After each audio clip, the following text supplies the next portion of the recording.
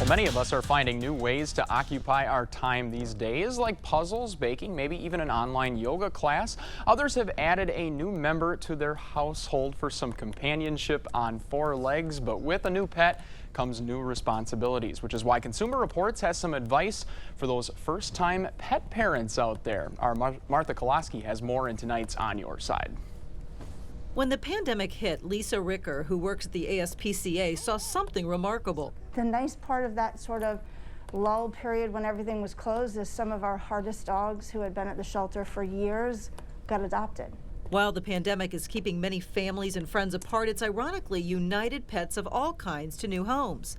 If you're thinking about taking the plunge to welcome a new pet into your home, keep in mind it's not all fun and games. They need exercise, they need enrichment, they need basic training so they can sort of be a good member of the household. And of course, pets don't come cheap. Plan on spending money for food, pet visits, grooming, and more. For example, in just the first year, dog owners will spend an average of $1,459, and cat owners will shell out $1,174. To help reduce expenses, look for ways to save. Online food subscriptions can save about 5%, and ask about loyalty programs at locally owned pet stores. When it comes to the vet, pet insurance might help, but know what it covers and what it doesn't before you enroll. When CR analyzed pet insurance coverage for cats and dogs, it found that the cost could be worth it if the pet gets a serious illness or injury.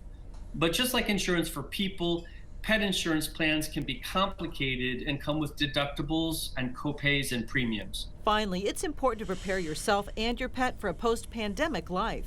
That could mean hiring a dog walker or paying for doggy daycare, which can be yet another added expense. You're going to start to go back to work and your dog still wants your attention, but you have to kind of think a little bit more about what your life will be like and not necessarily what your life is like during COVID. For News 8 Now, I'm Martha Koloski on your side. And you can also help your pet adjust to a new routine by gradually beginning to mimic what your pet's schedule will look like on a typical work or school day. For example, spending a few hours at a time in a separate room.